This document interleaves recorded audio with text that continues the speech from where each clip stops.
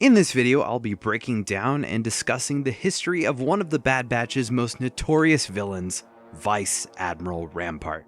On the surface, an individual who seems like the typical Imperial officer, but deep down...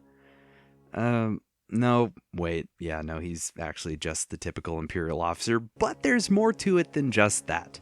So join along as I go through the history of one of the Empire's most influential officers in the early beginnings of the regime.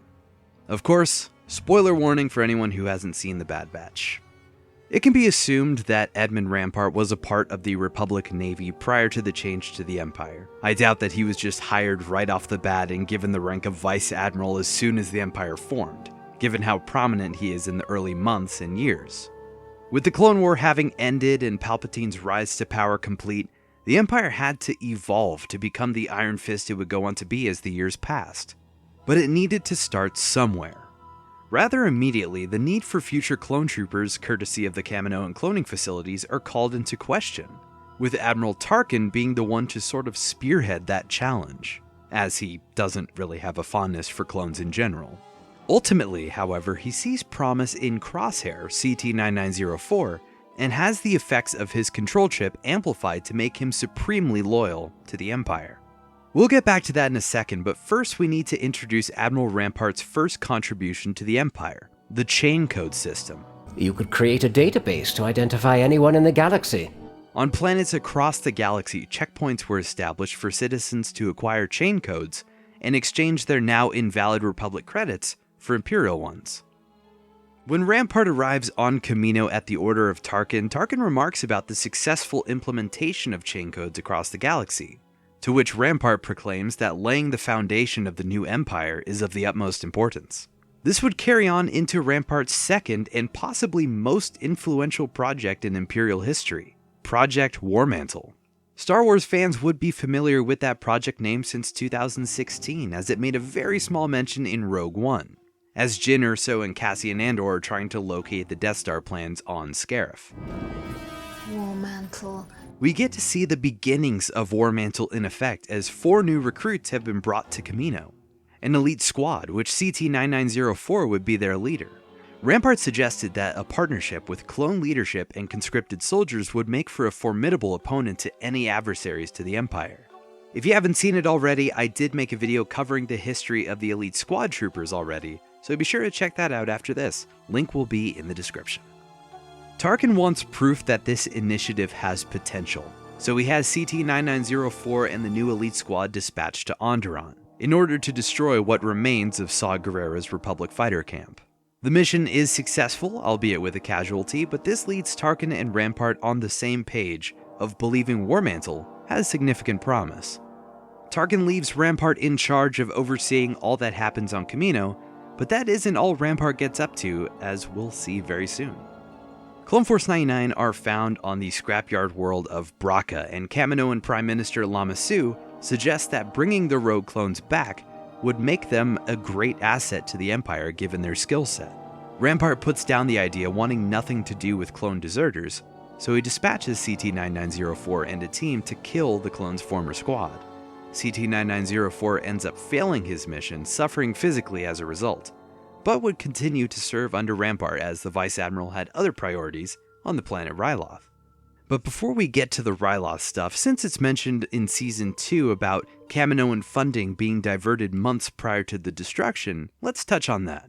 With Warmantle still progressing at this point in time, and the use of the cloning facilities of Kamino decreasing, Rampart began diverting funds from Kamino towards his other ventures, as if this wasn't a clear indication of what was to come.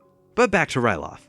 A Dunium refinery went under construction on the Twi'lek homeworld with the blessing of Senator Ornfree Ta and leading public figures Cham and Eleni Syndulla. During a gathering where the Twi'lek fighters would be asked to step down, the citizens expressed their displeasure at the idea. Rampart notices how the people rally behind Cham as he calms the people's doubts. Rampart points out to Ta that, despite the senator's warning, Cham has been quite cooperative with the Imperial occupation. Ta expresses his disdain for Cham and how much influence he has on the people, and Rampart parts the conversation by saying to Ta that each of them has a part to play. Showing the Syndulas around the newly constructed refinery, Rampart shares results and planning for the operation to rebuild parts of the galaxy affected by the Clone Wars. Eleni notices the laser cannons positioned around the area, pointing out that Rampart had said it wouldn't be a military operation. Rampart convinces the Syndulas that the cannons are for extra protection, as under the Republic, Ryloth was vulnerable. CT-9904 and his squad detain an arms smuggling operation headed up by Gobi Glee, along with the Syndulla daughter, Hera. Ta is sure that Cham is to blame for this arrest, but Rampart thinks more strategically of the situation. While a Syndulla did commit the crime, it wasn't Cham. They have Hera and the others arrested, making a show of it so word gets back to Cham. He tells CT-9904 to be in position for when the time comes. On board their turbo tank, Rampart, Ta, Captain Hauser, Hera, and the others are en route to the capital when Cham and his fighters neutralize the convoy and free the prisoners, with Rampart being the one to order an Imperial surrender to keep them alive.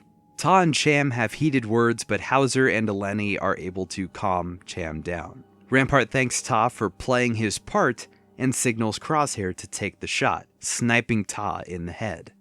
Imperial reinforcements arrive and Rampart has the Syndulas arrested for the attempted assassination of Senator Ta, but Hera is able to escape with her droid chopper. The hunt for Hera continues as Rampart orders the elite squad to search for her. Speaking to the Syndulas, he urges Eleni to be the cooler head and tell him where Hera is. She, however, prefers to be Rampart's enemy. The Admiral orders Hauser to round up loyalists to Cham, but the captain protests as the people are not insurgents. Therefore, they have no just cause to arrest them. Rampart reminds Hauser that they support someone who attacked their convoy and tried to kill the senator. But Hauser corrects the Admiral by saying the shot didn't come from Cham or any of his fighters. But with no exact idea who did take the shot, Rampart shuts down the correction.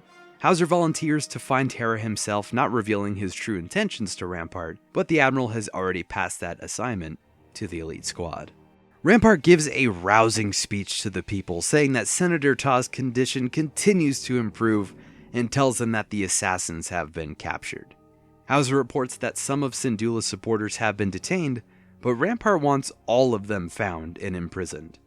Hauser shows lots of hesitation, as if peaceful citizens are continuously captured, it will incite an uprising.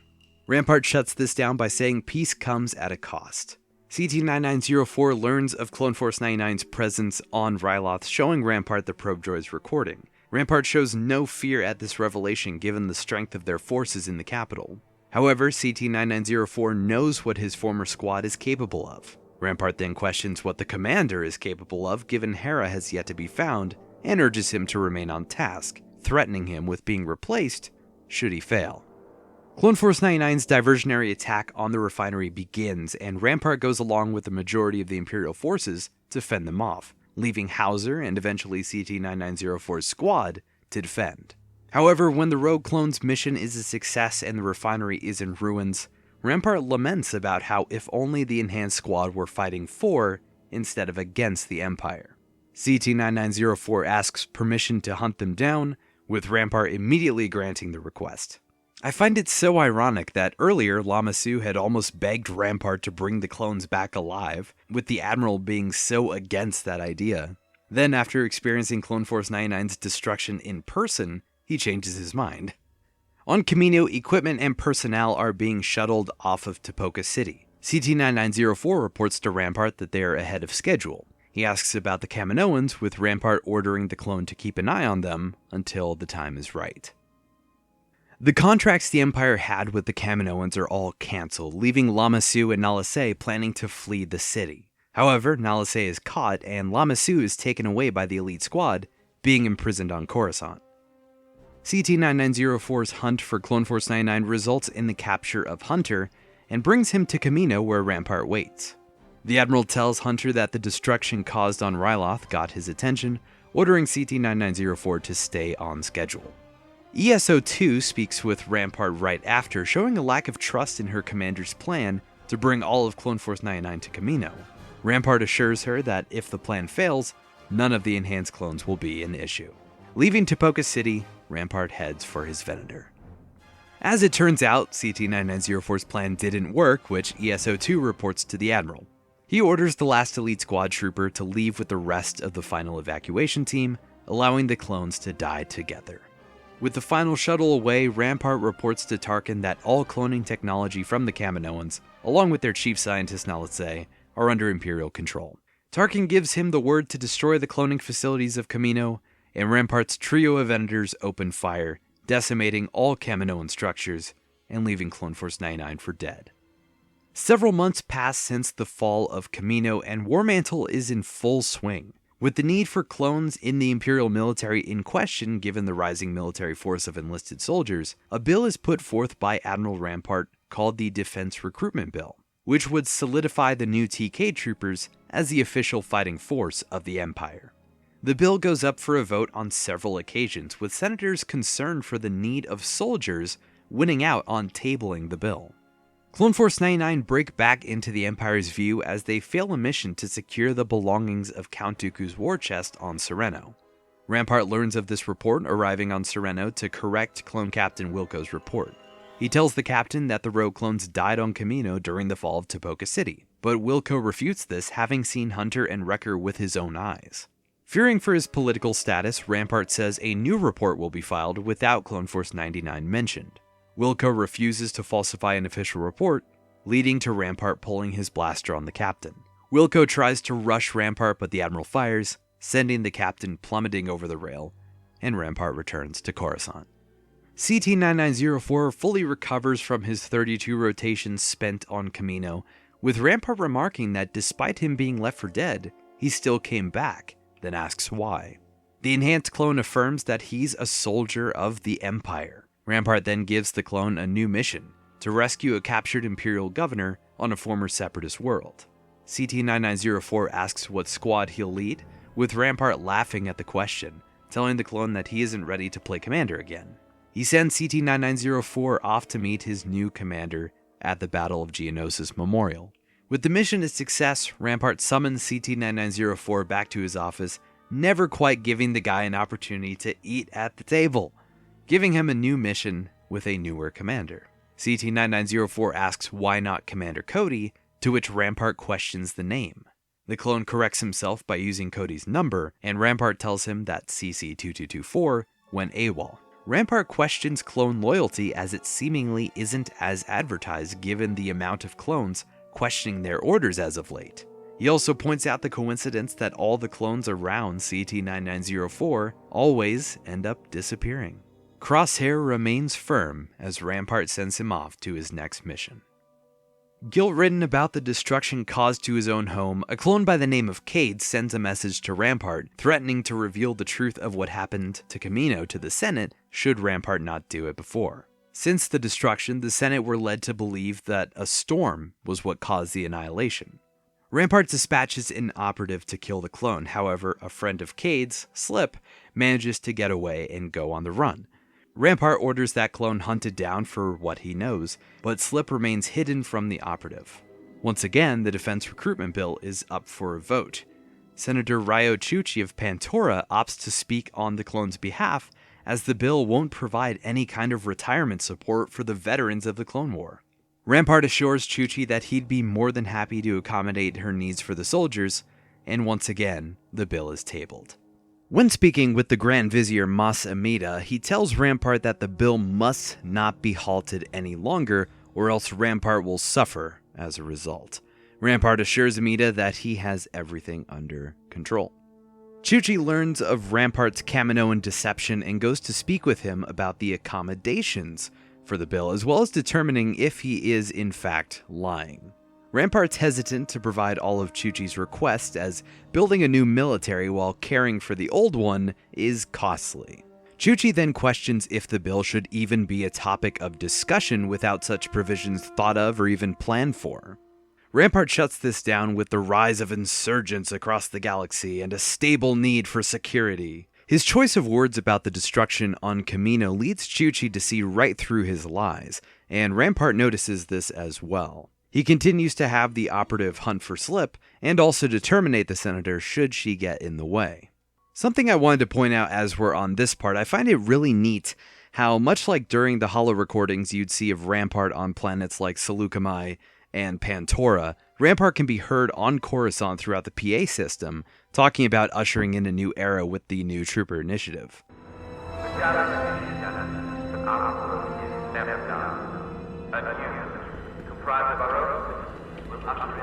An assassin?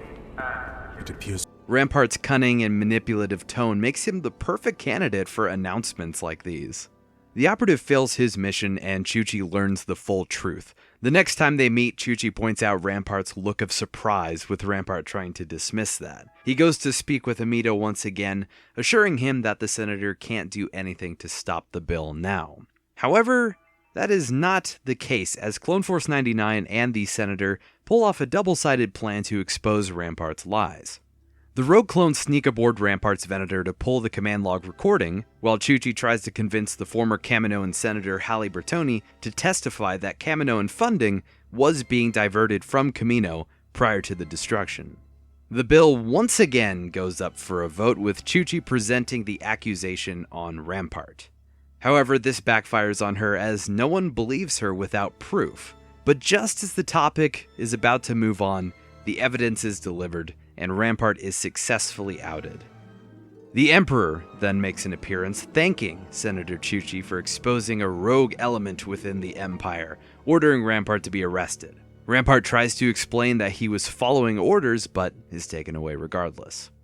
Despite Rampart being convicted, Palpatine turns his political wrath on the clones, blaming them as well for so blindly following Rampart's order to open fire. Of course, no one within the Senate knows about the inhibitor chip, so they can't protest to that. Therefore, Palpatine forces the defense recruitment bill through, ushering in the era of the Imperial Stormtrooper.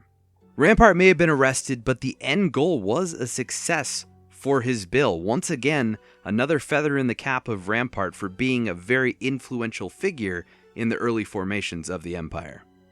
Rampart would be sent to an Imperial labor camp on the planet Erebus for many months, a far cry from the prominence and prestige he held in the Empire.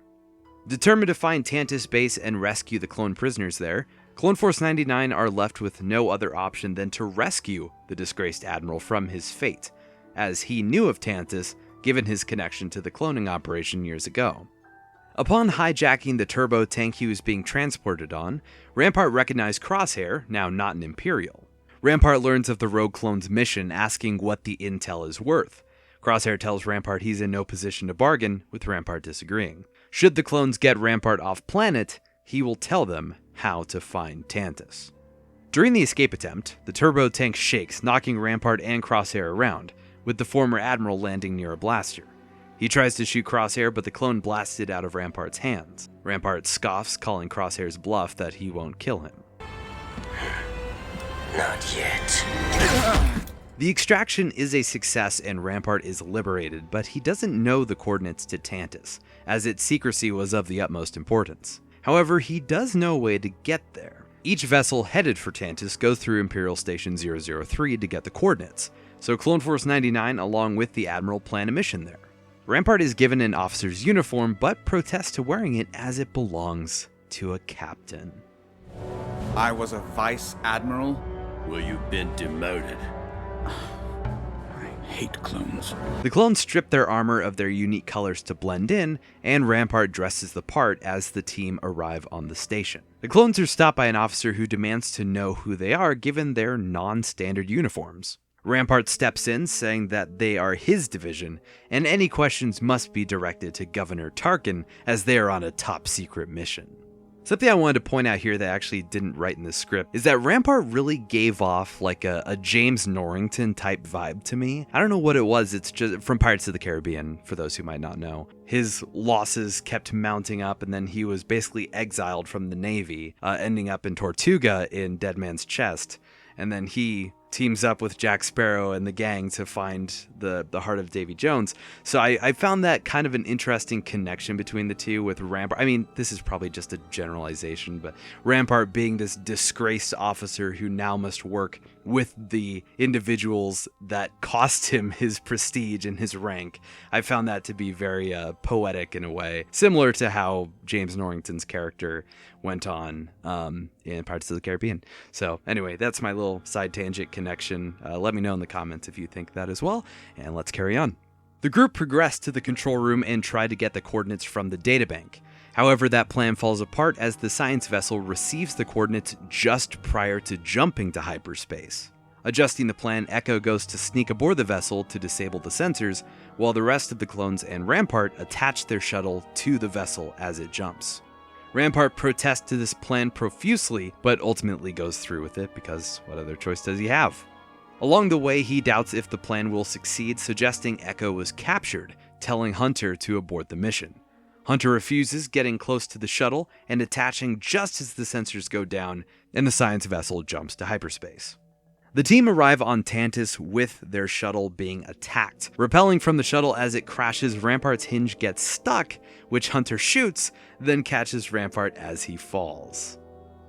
Just a little moment here to show appreciation for the incredible range Noshir Dalal had for Rampart, especially in these final few episodes. The screaming was top-notch. Hunter and Rampart reunite with Crosshair and Wrecker, then head straight for Tantus. Rampart questions why Crosshair would go along with this plan, as the clone is just like Rampart. They only look out for themselves and are loyal to no one. Crosshair tells Rampart that he's changed, with Rampart not exactly believing him. The team reaches a stopping point and Rampart leaves to catch a break. It turns out he was leaning against a giant creature which attacks the team. Rampart runs away, leaving the group, and ends up getting captured. Taken to the detention block of Tantus, Dr. Hemlock meets with Rampart. Hemlock points out that aligning with insurgent clones is not a good look. Rampart questions Hemlock's apparent calmness given the base is no longer a secret and under attack. Hemlock assures Rampart that he knew Clone Force 99 would reach Tantus, but would ultimately fail. Also insulting Rampart at the fact that, with all the time that he had spent on Kamino, he learned nothing of how clones actually think. Rampart puts down the importance of Omega, with the Doctor telling Rampart that what he's working on is so vital to the Empire that it makes him indispensable, leaving the former Admiral in his cell as he spots Nala Se in the cell across from him. The clone breakout of Tantus goes in full swing, with Omega and Echo looking for the captured members of their team. Freeing every prisoner, Rampart says they all should take a shuttle and leave while they can. The clones refuse and head off to rescue the rest of Clone Force 99. Nala Se heads off to destroy the databanks, erasing all research done and ending Project Necromancer.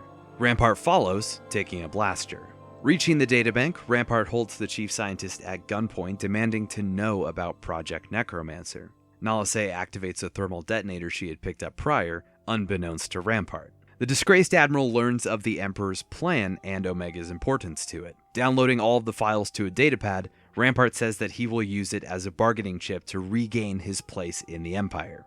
Once again, kind of a nice little connection to that whole James Norrington thing, where he finally attains that bargaining chip to regain his former life and, the prominence that he had lost beforehand. Nala Se tells him that her work will always belong to the Kaminoans. Rampart shoots Nala Se, causing her to drop the thermal detonator, catching Rampart off guard as he blows up alongside the research, thus ending the history of Admiral Rampart. A very fitting end to his character, given how his blindness to the fact that he had this opportunity to regain all of that prestige that he had in the Empire, and it's all taken away because he underestimated a Kaminoan. But despite Rampart on the surface appearing as just your typical vile and despicable Imperial, and don't get me wrong, he is exactly that, but it can't be overlooked how important he was to the Empire's early beginnings. The chain codes, he did it. Project Warmantle, he was responsible for ushering in the Imperial Stormtrooper, and he ended the clone era in the galaxy by destroying Tipoca City. the Dunium refinery on Ryloth, which would go towards constructing the Death Star. Rampart had his hands in so many different endeavors around the galaxy that got the Empire to where it would sit most prominently. But that does it for me. What did you think of Vice Admiral Rampart? Innovator, or leeching off of others for his success? Was it really just his good looks that got him to where he was? Let me know in the comments. And while you're there, please consider leaving a like, commenting, sharing, or even becoming a member. Thank you all so much for watching. I hope you enjoyed. Take care, stay safe, and may the Force be with you.